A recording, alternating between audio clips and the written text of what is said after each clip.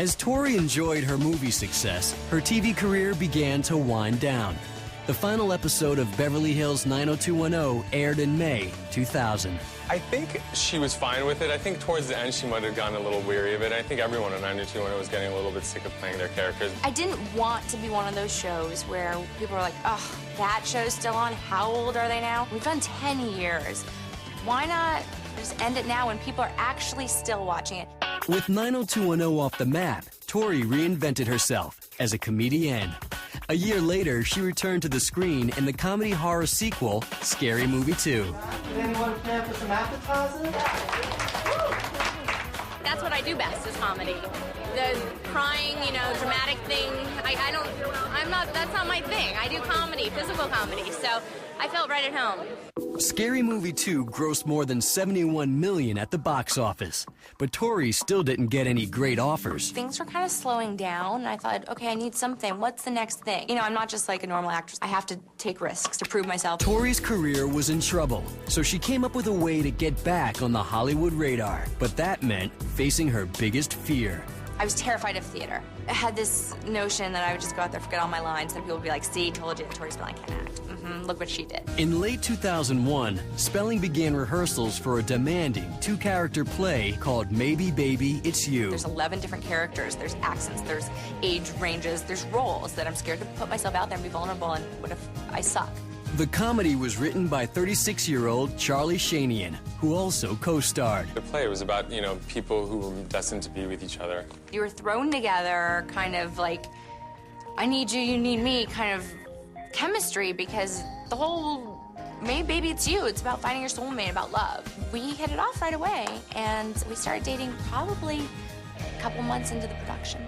Every time I would go, I would see them, deeper and deeper with their emotions. I had always gone for, like, the actor types that, would blow me off and wouldn't give me the time of day. And I'd be like, I must have him, must conquer, type of thing.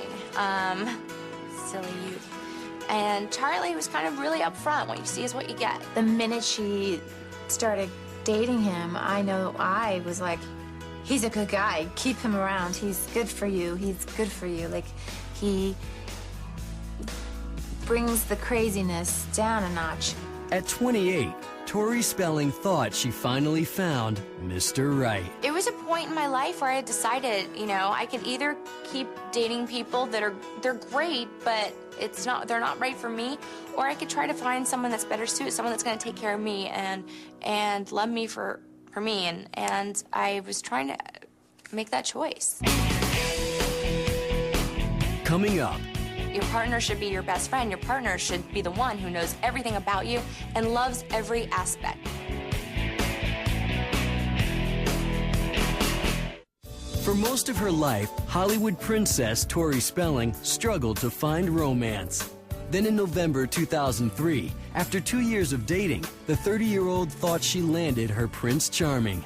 Actor-writer Charlie Shanian. He went to my parents, old-fashionedly and said, can I have your blessing? I want to marry your daughter.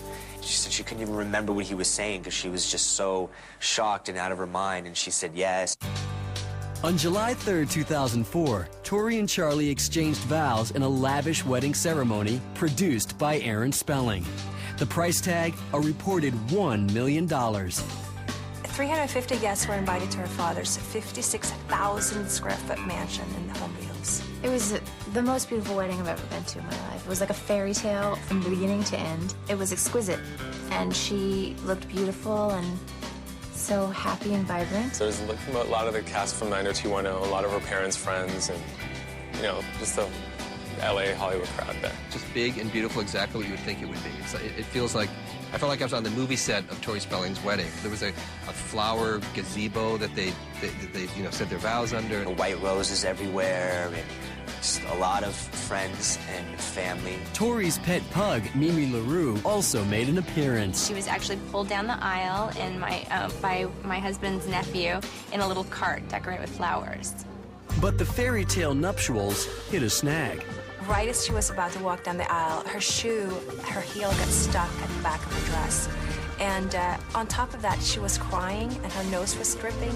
Right as she was about to take the first step on the aisle, I feel like it was maybe a little bit of an omen. The over-the-top ceremony may have been the couple's high point. The romance went downhill fast. I think it was just a circumstance of